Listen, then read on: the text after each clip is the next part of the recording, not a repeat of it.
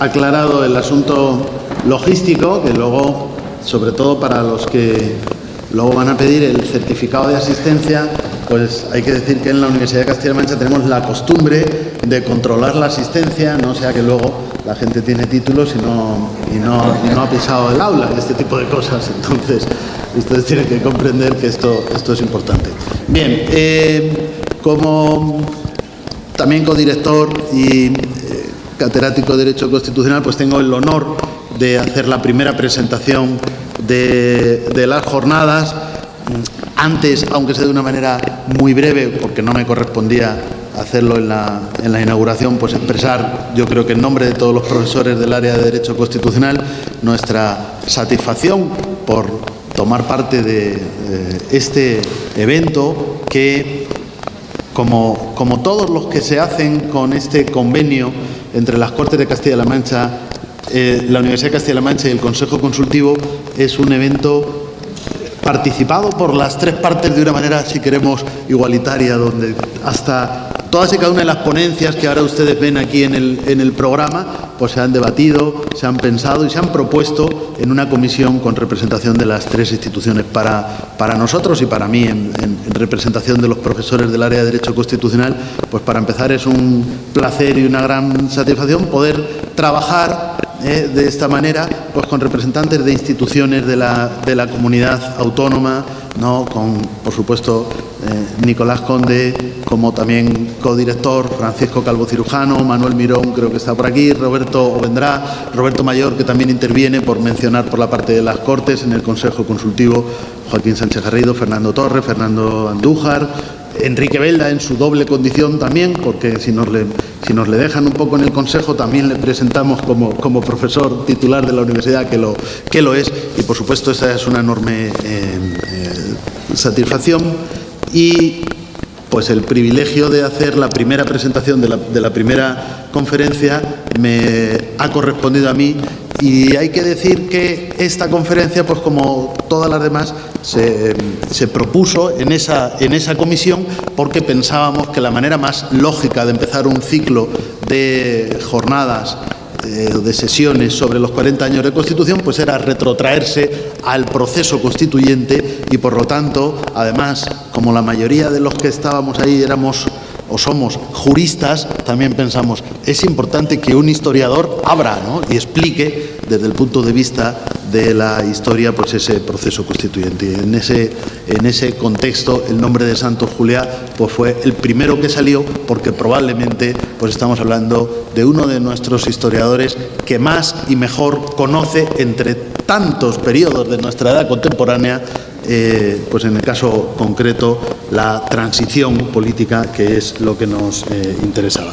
Yo no voy a hacer una presentación muy extensa ni muy prolija, solamente decir que es ex catedrático, porque él nos lo matizaba, de Historia Social y de Pensamiento Político de la UNED, doctor en Ciencias Políticas y Sociología por la Universidad Complutense, catedrático de Historia Social y del Pensamiento, como estoy diciendo, y del Pensamiento Político de la UNED, y que es autor de muchas obras que todos ustedes, muchos conocerán, incluso habrán leído, aparte un elenco de sus obras, sería pues muy fácil de localizar. Como en el resto de las ponencias, hoy en día yo creo que las presentaciones no tienen el sentido de una enumeración de aquello que se puede conseguir fácilmente por Internet, sino destacar aquellas que me parecen pues más relevantes y más oportunas para esta sesión. Por ejemplo, Vida y Tiempo de Manuel Azaña, Elogio e Historia en Tiempo de Memoria, Historias de las dos Españas y, por supuesto, Transición.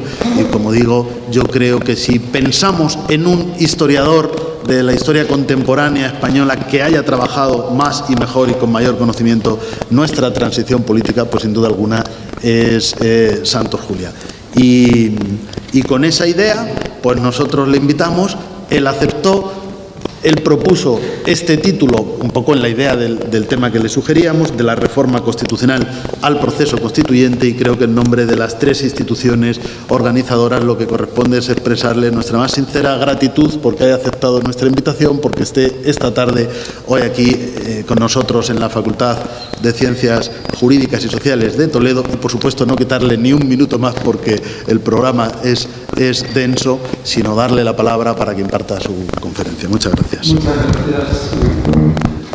es muy grato estar aquí y agradezco mucho a los organizadores que me hayan invitado y bueno, y a todos vosotros y vosotras que participáis en estas jornadas que vamos a ver si empezamos con buen pie y son realmente de debate.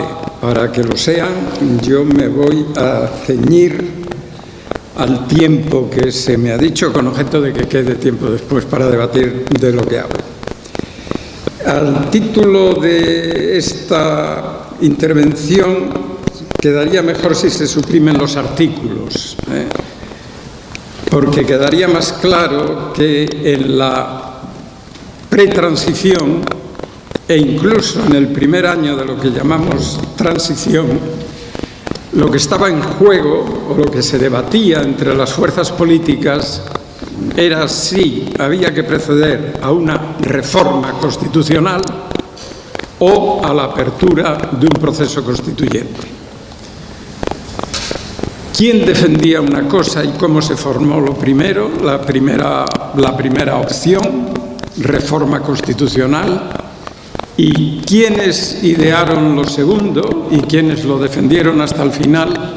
Es de lo que intentaré tratar, sintetizando mucho una historia que es muy rica, que es muy digna de ser conocida, que tiene muchos meandros, muchos adelantos y vueltas atrás, y que se puede remontar al mismo origen del régimen que se pretendía reformar, reforma de la Constitución, o que se pretendía sustituir, proceso constituyente.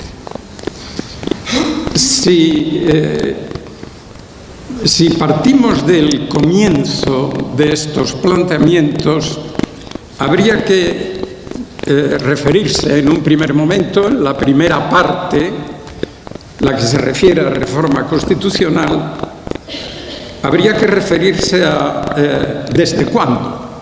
Un régimen que es directamente derivado de una guerra civil, encabezado por las Fuerzas Armadas, por militares, que van a construir un Estado al que denominan Estado del 18 de julio, porque es el día en que esas Fuerzas Armadas, o un sector de las Fuerzas Armadas, se rebeló contra la República y que concentran todo el poder en la jefatura del nuevo Estado.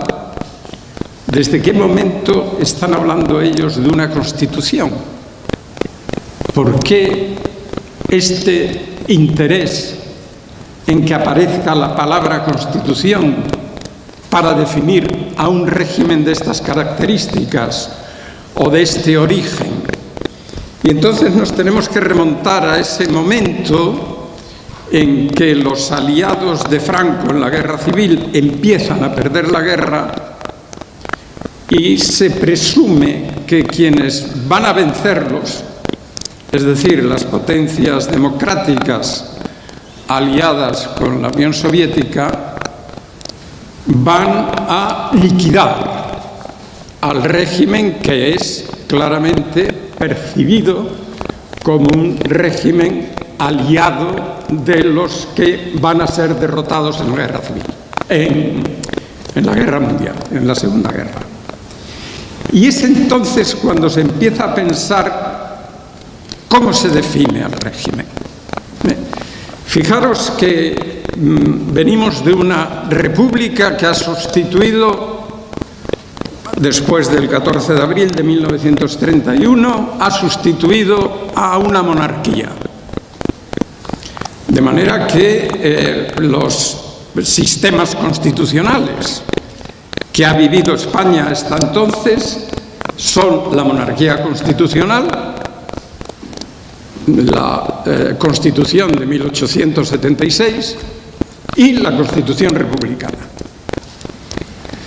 Aquí lo que se están planteando los ideólogos del régimen, y son más de uno y de más de una corriente, es que lo que está en construcción no es ni una monarquía ni es una república.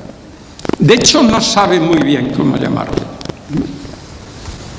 ¿Cómo se llama este Estado? Se le llamó por el día supuestamente de su origen, porque no es ese. La rebelión del 18 de julio pudo haber sido derrotada. Es a partir de que se va asentando un poder en el territorio ocupado por las fuerzas rebeldes y van construyendo un Estado. ¿Cómo se le llama ese Estado? Franco, que pudo haber optado porque tenía poder para ello, pudo haber optado por una definición como dictadura, negó siempre que su poder fuera un poder dictatorial. En buena medida porque quería separarse de la experiencia de Primo de Rivera, que no tuvo ningún empacho en llamarse a él dictador y a su régimen dictadura, pero también porque buscaba una legitimidad a largo plazo, no solo la legitimidad derivada de la rebelión militar, sino una legitimidad que fuera en permanente construcción. Es decir, una legitimidad que añadiera a lo que se llama comúnmente legitimidad de origen, una legitimidad en el ejercicio de ese poder a la que no le convenía la voz dictadura. Y entonces hay maneras de llamar Estado del 18 de julio, nuevo Estado, que en cierta manera recuerda al Estado Novo de Portugal, pero finalmente opta por lo más directo, Estado español. Es el Estado español. Ese Estado español va a tener, naturalmente, un complejo de leyes en las que sustentarse. Y estas leyes vienen siendo lo que empezará a llamarse leyes fundamentales: el fuero de los españoles, la ley de Cortes, lo que le da, en principio, cierta semejanza o cierto parecido, cierta inspiración del fascismo italiano. De hecho, hasta 1943, de lo que se está tratando realmente en España, en la España de la posguerra, es de construir un Estado a semejanza del Estado italiano, del Estado de Mussolini, del Estado fascista. Pero a medida que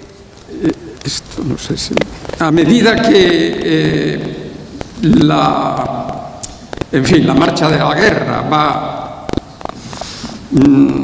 haciendo ver, y lo vieron pronto, es decir, Franco vio pronto que Franco y el grupo que gobernaba en España en ese momento vio pronto que un país como Estados Unidos, que era capaz de organizar un desembarco masivo en África, iba a ganar la guerra. Es decir, no hay una potencia en Europa que pueda compararse a eso. No hay. Para los militares españoles fue muy sorprendente la capacidad de Estados Unidos de organizar un trasvase masivo de tropas a través de un océano, de manera que nada se pudiera oponer al desembarco en África y luego por Sicilia penetrar en Italia y luego por Normandía penetrar en Francia. En ese momento Franco da un relativo giro a la definición de su Estado, abriendo la coalición de fuerzas en las que lo sostiene, abriéndolo de una manera ya plena al catolicismo político. El catolicismo político estaba representado en ese momento por la Asociación Católica Nacional de Propagandistas y por la Acción Católica, y llama al presidente de la Acción Católica, Alberto Martín Artajo, a hacerse cargo del Ministerio de Asuntos Exteriores. Estamos en el verano de 1945, el Eje acaba de ser derrotado y no se sabe qué va a pasar con la España de Franco, no se sabe qué va a pasar con ese nuevo Estado en construcción. Y entonces Alberto Martín Artajo, en las primeras declaraciones que efectúa de cara a las potencias vencedoras, califica al régimen en construcción como dotado de una constitución abierta, insisto en lo de abierta porque esto va a dar mucho juego durante todo el franquismo, una constitución abierta basada en los principios del derecho público cristiano. Tienen ustedes entonces ya qué significa constitución en este momento, qué significa constitución abierta y cómo se desplaza la fundamentación no solo ideológica, sino institucional del franquismo, cómo se desplaza de principios fascistas a principios de derecho público cristiano.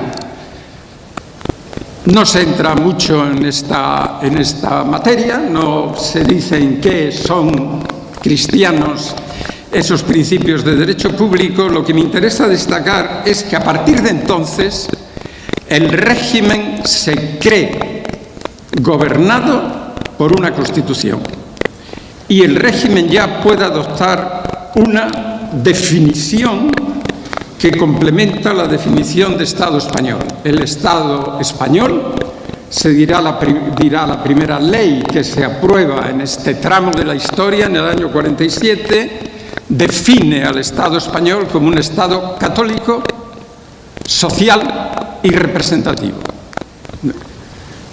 De manera que la Constitución, si quiere decir algo una Constitución, es que va a garantizar la construcción de ese Estado como católico, como Estado social y como Estado representativo, lo cual le está ya emparentando con alguna forma de democracia.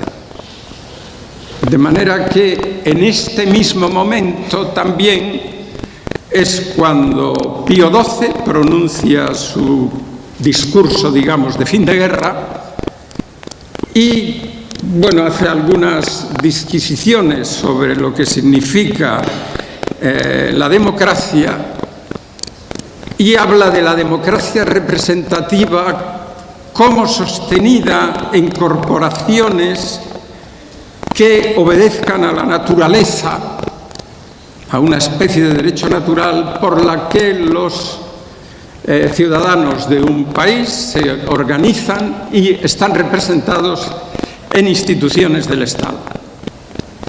¿Vale? De manera que, llegando al año 47, cuando ya, además del fuero del trabajo, del fuero de los españoles, fuero es una palabra que tiene una tradición indudablemente en la historia española, pero era una palabra que estaba en este momento, digamos, recibida de la formación fascista del Estado, tenemos la ley de Cortes y va a haber inmediatamente una nueva ley que es la ley de referéndum. Este es el primer, digamos, el primer esquema constitucional de lo que se llama muy pronto Constitución abierta. Constitución abierta porque, además de venir de instituciones tradicionales, las Cortes, ¿cómo es que hemos llamado aquí Cortes siempre al Congreso de los Diputados más la otra Cámara? Es algo que merecería también una exploración. Es decir, cómo no hemos pasado a llamarle Congreso de Senado, le llamamos Congreso-Senado, pero al conjunto Cortes, las Cortes españolas que vienen de una guerra de liberación y se insiste mucho en el origen de una cruzada, tienen como punto característico que son instituciones que progresan, se perfeccionan y evolucionan. Este es el lenguaje que ya empieza a ser repetido entre los teóricos que en otro momento habían defendido la dictadura y habían defendido el caudillaje, en este momento están defendiendo que el régimen, que tiene ahí, insisto, su origen, está llamado a una permanente perfección. ¿Por qué no cierran? Porque eso de abierto significa que tienen una carta en la mano para presentarse en la escena internacional. A partir de 1947 y 48, al régimen de Franco, cuando ya está más que demostrado que ni las potencias democráticas europeas, Francia y Gran Bretaña sobre todo, ni desde luego la Unión Soviética, para quien España siempre, y cuando digo siempre me remonto también a tiempos de la República, España para la Unión Soviética siempre fue lo que Azaña llamaba una baza menor. Es decir, la Unión Soviética, la presencia de la Unión Soviética en España, la defensa que hace de la República, era una baza menor en el sentido de que lo que le importaba realmente era mantener una alianza con Francia y Gran Bretaña para contener al creciente poderío alemán. De manera que el interés de la Unión Soviética por un cambio de gobierno en España era nulo en efectos reales. Quienes importaban eran las potencias democráticas.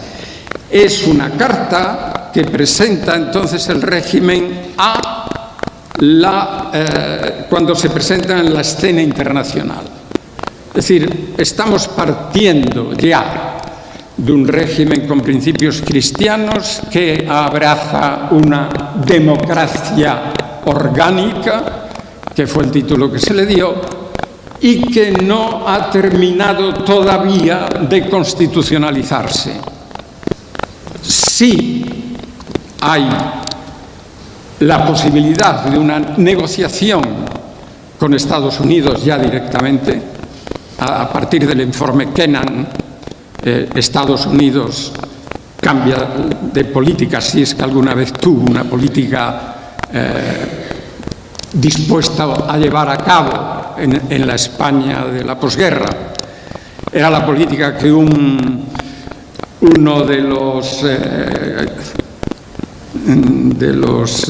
de las autoridades del Departamento de Estado le comunicó al encargado de negocios, cuando ya le dijo, no, la política de echar a Franco de una patada se ha terminado, en principios de 1948.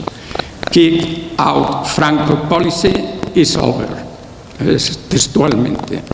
Esa política se ha terminado. Hay que buscar la manera de incorporar a la España de Franco al sistema defensivo, por la importancia que tiene para los nuevos Estados Unidos el Mediterráneo y por la importancia que puede tener en una geopolítica de defensa cuando ya la Guerra Fría ha comenzado.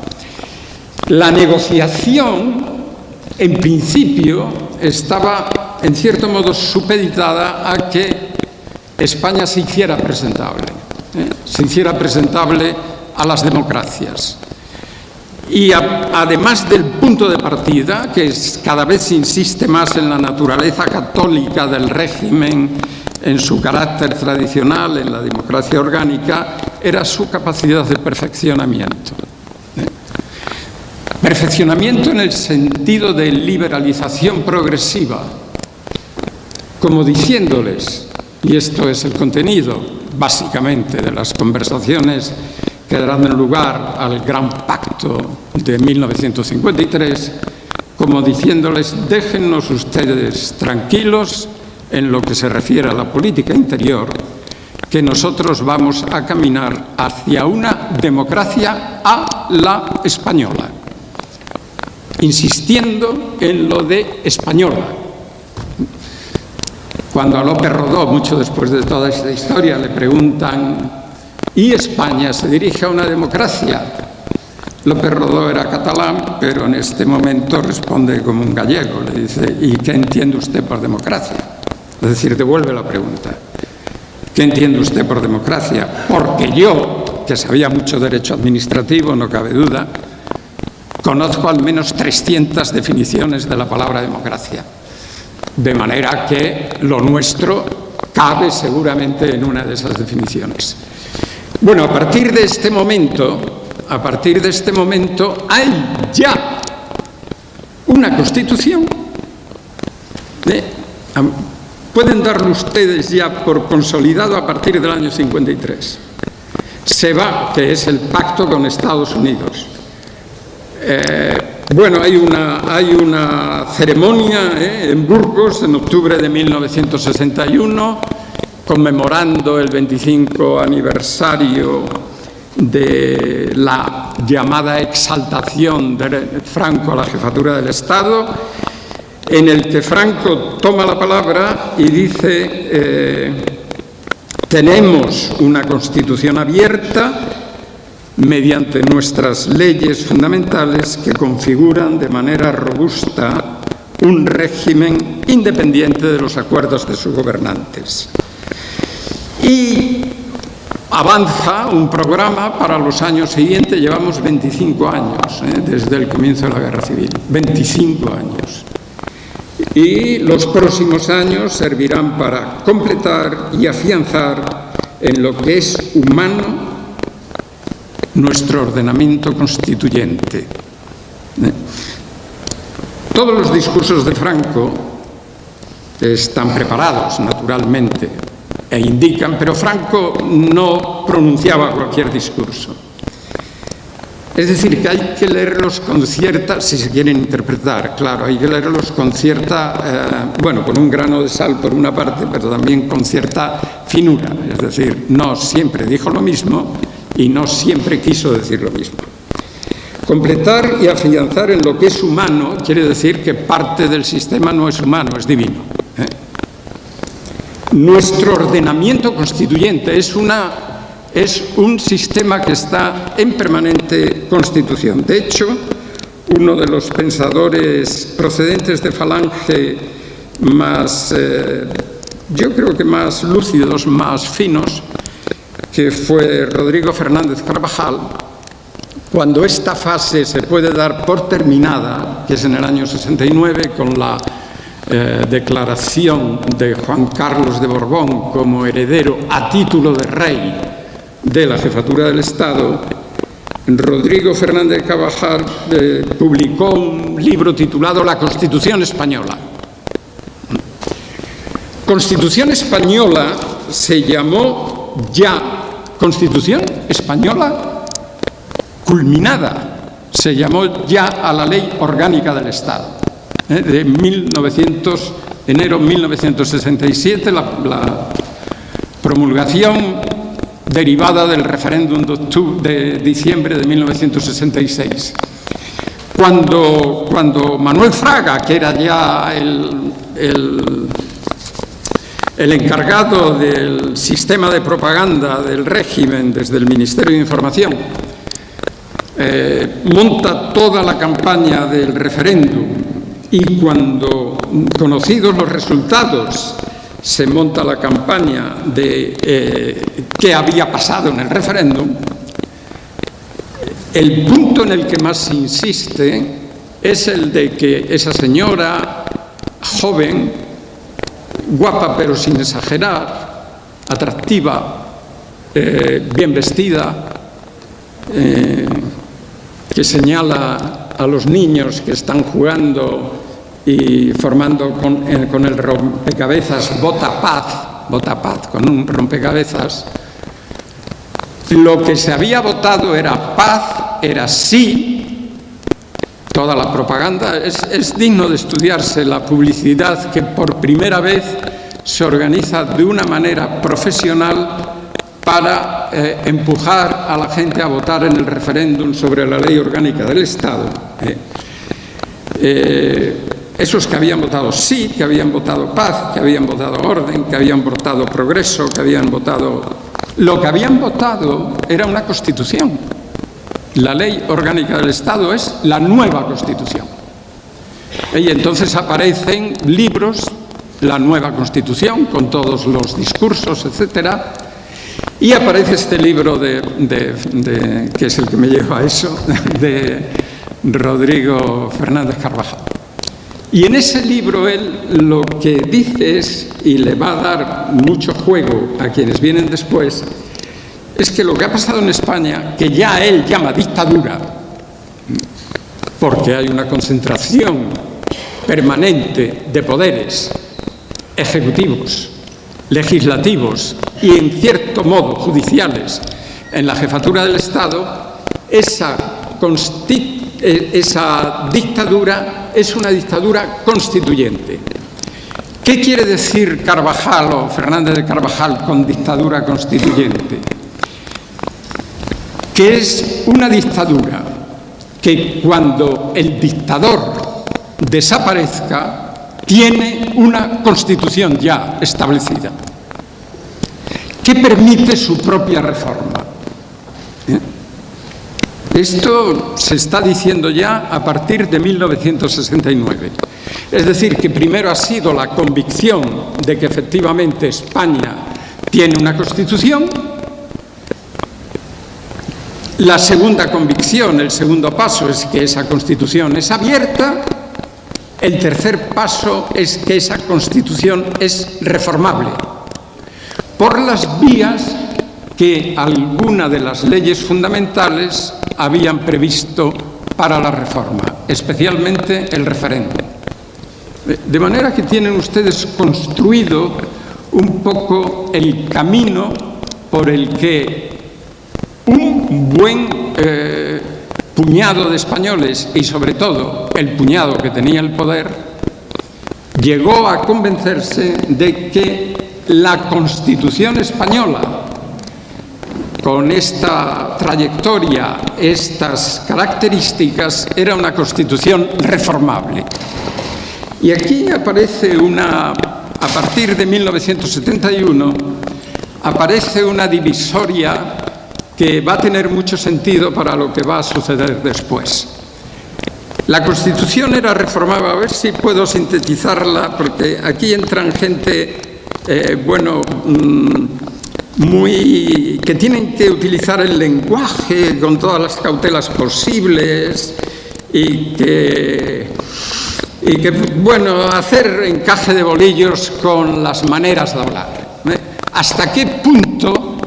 El problema central es hasta qué punto es reformable la Constitución que el régimen se ha dado. Es decir, hasta qué punto, una vez muerto Franco, porque el problema a partir de 1967-69 ya se había anunciado desde antes, pero a partir del 67-69 es qué va a pasar después de Franco. ¿Qué pasa después de Franco? No, ya tenemos una Constitución, es la respuesta. Sí, pero esa Constitución ¿se puede reformar? Se puede reformar, es reformable. ¿Hasta dónde es reformable la Constitución? Y entonces ahí hay una divisoria que, podía centrarse, una divisoria que no es fija y que no es para siempre. Quienes defienden la continuidad del régimen, lo que van a defender es una reforma constitucional que culmine al régimen. Ahí pueden contar ustedes todos los que dijeron que el desarrollo político, económico, conducía por sus propios pasos al desarrollo político y que ese desarrollo político daría lugar a una democracia, estamos en Europa, pero a una democracia que no significa el cierre ni la negación del pasado, sino su perfeccionamiento. ¿A quién ponen ustedes ahí? A la gente del movimiento que siguen en el poder. Pero pueden poner ahí también a los llamados tecnócratas, lo defiende claramente Gonzalo Fernández de la Mora, que es una cabeza bien dotada también, y a un sector sector del catolicismo político en el que, está en ese momento optando por un tipo de liderazgo Alfonso Osorio. De manera que ahí hay movimiento, tecnocracia y católicos. Si leéis las cosas que decían, los discursos que pronunciaban, los artículos que van escribiendo, encontraréis que este es el punto fundamental. Está también, aunque de otra manera, está también Manuel Fraga y el grupo en torno a Manuel Fraga, que es el grupo que se erige, digamos, con el copyright de la Reforma, pero que no se pronuncia claramente respecto al resultado final. No se pronuncia. Es decir, por mucho que se lea el libro que publicó sobre la Reforma, que publicó el grupo en torno a Gozza se llamaba, y ya metidos en el 76, veréis que de eso se prescinde, de eso no hay. Pero hay otra corriente en la que hay que contar a disidentes que proceden de Falange o del movimiento, a los nuevos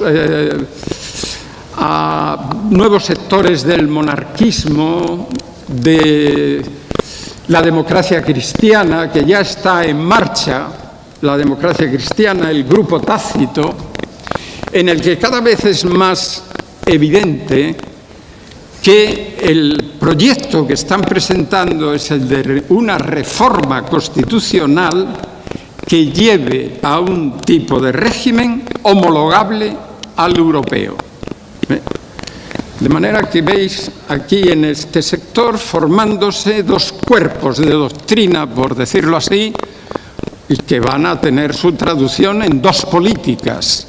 Una es la apertura del régimen para seguir perfeccionándolo, Carlos Arias, el que va a tener la presidencia del gobierno a principios de 1974, y otro es el de quienes se han distanciado del régimen, pero no han, quiero decir, ocupan una posición de lo que Linz ha llamado oposición semilegal o alegal, pero que, en fin, que están permitidos, que hablan en círculos, el Club Siglo XXI, que proponen sus políticas.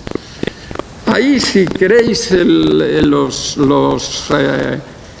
que representan esta opción, digamos, es una parte de Tácito, pero también una parte de la democracia cristiana de Gil Robles, de Gil Robles, desde luego, y de Ruiz Jiménez, que han sido, la CEDA, la antigua CEDA, o bien han sido ministros del régimen. Y lo que están proponiendo, digamos, es una reforma, sí, pero una reforma sustantiva.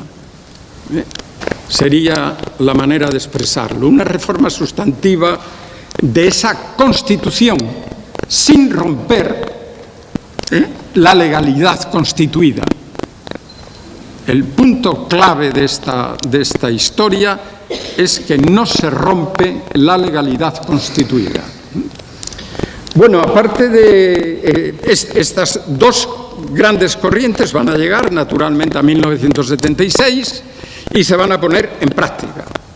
Es decir, el gobierno de Arias pone en marcha lo que se puede entender como una reforma constitucional de las leyes fundamentales con el propósito de reforzar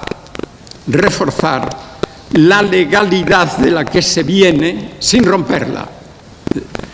Si recordáis el discurso de Arias de febrero del 74 y ahora el discurso de Arias de enero del 76, veréis que la gran preocupación se podría resumir: queremos tanto al régimen que estamos por su reforma. ¿Vale? Esto es lo que resume, digamos, la política que hay tras la reforma constitucional. No tengo tiempo para meterme en la otra.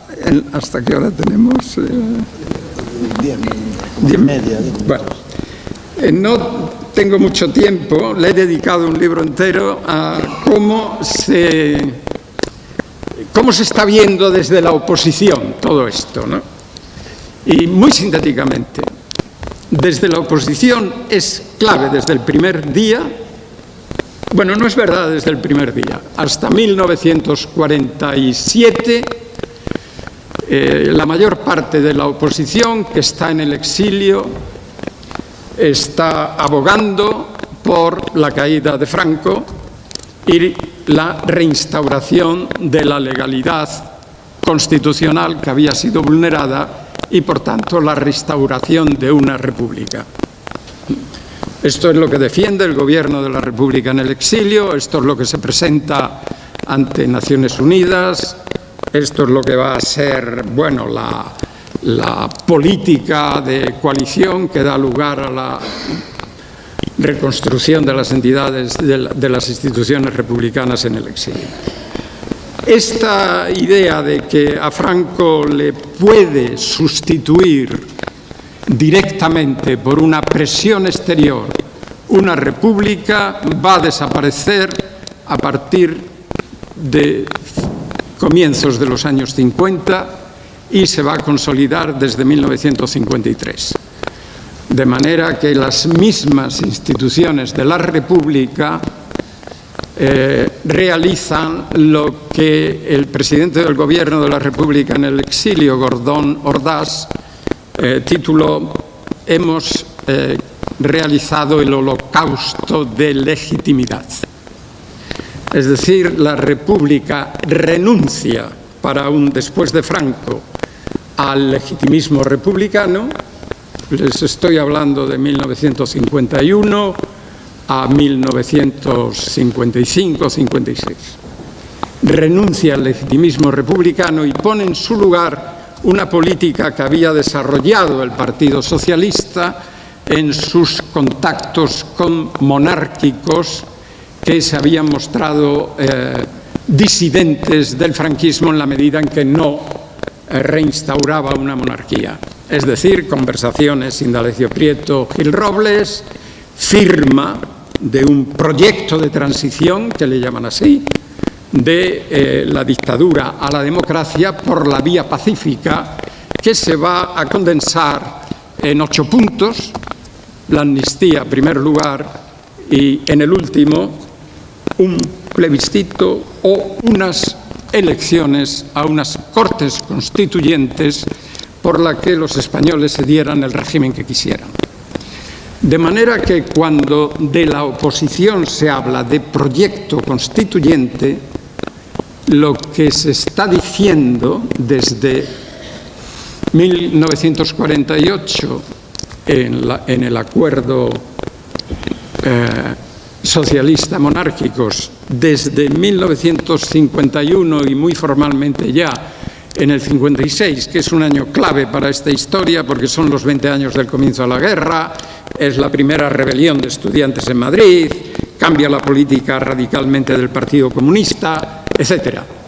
A partir de ese momento, proceso constituyente significa que después de Franco se abre un tiempo en que los españoles recuperan todas las libertades. El tiempo nuevo se inicia con una amnistía. El primer punto siempre es una amnistía. Los puntos siguientes van a ser recuperación de todas las libertades, control del orden público, es decir, se piensa en un proceso pacífico, libertades de propaganda, de organización de partidos, libertades sindicales. A partir de los años 50 finales y 60 se abre la perspectiva europea, la incorporación de España a las comunidades europeas, y finalmente los españoles decidirán. Aquí hay siempre un debate que permanece por medio de un plebiscito que dé lugar a una asamblea constituyente o directamente por una asamblea constituyente. El punto de discusión es quién gobierna ese periodo. Si un gobierno provisional o una regencia o un rey. En ese punto las diversas oposiciones no llegaron a un acuerdo antes de la muerte de Franco. Esa posición, es decir, abrir un proceso constituyente, significa ni república, ni, por supuesto, la llamada Constitución abierta del franquismo, sino que una asamblea libremente elegida inicia el proceso que culminará en una nueva Constitución. Este es el significado de la política de la oposición. ¿Cuándo se encuentran? Pues hay un desplazamiento a medida que el régimen va llegando a su final, hay un desplazamiento de posiciones de una parte de esa oposición que pensaba en la reforma constitucional, sobre todo, muy importante para lo que significa la coalición de toda la oposición que tendrá lugar ya a finales de 1976, en la que los grupos que se pueden llamar, gilroblistas, Jiménez Fernández era otro, siempre estuvo por el proceso constituyente, otro líder de la democracia cristiana, Ruiz Jiménez, y los grupos intelectuales en torno a este mundo, que es muy amplio entonces, aunque después fuera recusado por los electores y no tuvo prácticamente nada que ver en el periodo posterior, a no ser quienes se incorporaron a UCD. Pero el punto fundamental en el que me quisiera concentrar es que una buena parte de ese campo político pasa de la reforma constitucional sustantiva dentro de la legalidad a la apertura de un proceso constituyente. Si ven una encuesta que publica Cuadernos para el Diálogo casi inmediatamente después de la muerte de Franco, pues verán ahí que muchas personalidades pertenecientes a este mundo demócrata cristiano de centro izquierda, digamos, están ya abogando, en ese momento están abogando ya por la apertura de un proceso constituyente. De manera que cuando muere Franco se produce toda esa vida política tan densa y no tan pacífica como muchas veces se piensa, hay mucha violencia. Al final de ese año solo hay dos posiciones. Quienes defienden una reforma constitucional, que es el gobierno de Suárez, y quienes están defendiendo un proceso constituyente. El encaje de bolillos fue que el gobierno presenta su reforma constitucional con un cambio de preposición. La ley que se va a someter a referéndum no es de reforma constitucional, sino para la reforma constitucional. Y esa ley es sometida a referéndum y esa ley es la que la oposición juzga como última manifestación del franquismo y por tanto pide la abstención. Pero esa es la ley que capacita al gobierno para emprender la reforma constitucional, no para emprender un proceso constituyente, sino para emprender una reforma constitucional. El primer paso para emprender esa reforma constitucional es aprobar una ley de reforma constitucional, que es lo que está en la ley. Es lo que está en la ley. O sea, la preposición ha volado y del referéndum ha pasado a la ley. Ley de reforma constitucional, que tiene capacidad las nuevas Cortes y el Gobierno para llevarla adelante, las nuevas Cortes que salgan elegidas, tiene capacidad para llevarlas adelante. Bueno, eso da lugar a un primer semestre de 1977 en el que los lenguajes son muy fluidos. Cada vez más el mundo de la democracia cristiana que ha ido a UCD se muestra por el proceso constituyente, incluso los que han ido a... Cada vez más se da por supuesto que las Cortes no van a proceder a la reforma de la Constitución que supuestamente existía, sino que van a abrir un proceso constituyente y cada vez se encuentran más en un terreno nunca antes explorado, las fuerzas que vienen del régimen y las fuerzas que vienen de la oposición. De manera que cuando se celebran las elecciones y se constituyen las nuevas Cortes, el primer acto que esas Cortes realizan es declararse como constituyentes. Oiga, pero ustedes no fueron elegidas como Cortes constituyentes. No, pero como somos el poder constituido, tenemos todo el poder. En función de un referéndum, tenemos el poder de declarar que estas Cortes son constituyentes y proceder de inmediato a la apertura de un proceso constituyente. De reforma constitucional nadie volvió a hablar. Nadie volvió a hablar. Muchos quedaron sorprendidos y frustrados, pero el acuerdo estaba ya tan cocido, todo el lenguaje de lo que había que hacer después de Franco, que el guiso fue el que, con los ingredientes que se habían echado allí. Fue un fraude de ley, hay quien lo sostiene, hay quien lo sostiene. ¿Quién lo vio de manera más sutil? Carlos Ollero. Si tenéis ocasión de leer las cosas que escribe Carlos Ollero, no cabe duda que ahí, en esa cabeza, bueno, en cierto modo privilegiada, Carlos Ollero venía también del régimen y había sido catedrático de Derecho Político, que se llamaba entonces, ¿no? Derecho Político se llama también. Carlos Ollero es el que más finamente definió lo que había ocurrido. Y lo que había ocurrido es que unas Cortes que se eligieron para la reforma política, al sentarse en sus escaños, los diputados elegidos se miraron a la cara.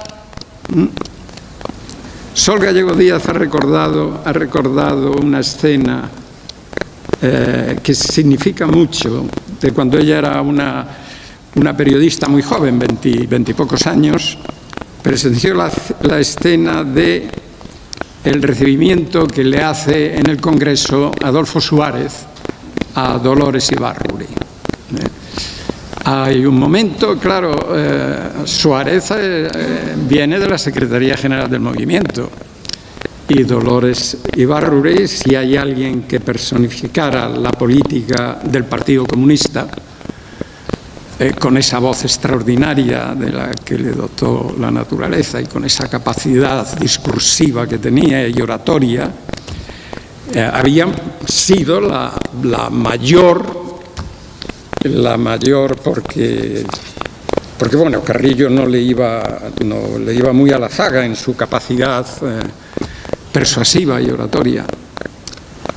La mayor personificación del Partido Comunista, contra el que supuestamente se había hecho una guerra, y se saludan y Suárez le dice que se alegra de recibirla en las Cortes, sea usted bienvenida a estas Cortes, y ella le desea suerte en la tarea que se ha emprendido. Si ustedes reconstruyen ese clima, es más fácil comprender que, viéndose las caras unos a otros, no quedará ya más alternativa que abrir un proceso constituyente. A mí me gusta más verlo así que no como un fraude de ley. Bueno, muchas gracias.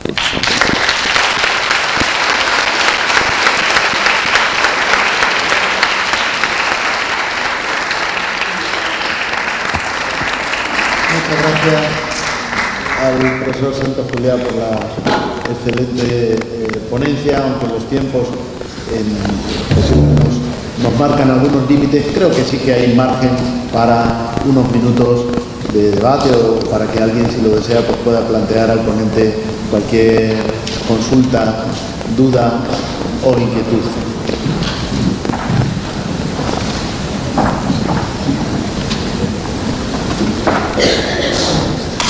Ahí parece que hay una... ¿Tenemos micrófono? Sí. Ah, sí.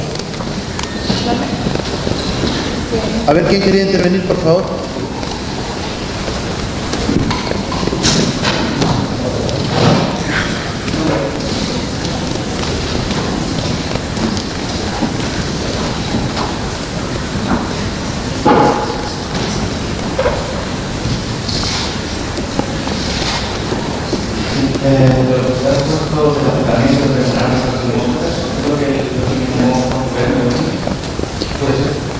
El contubernio llamado de Múnich, que es como aquí se persiguió aquel, es decir, la presencia de políticos de la oposición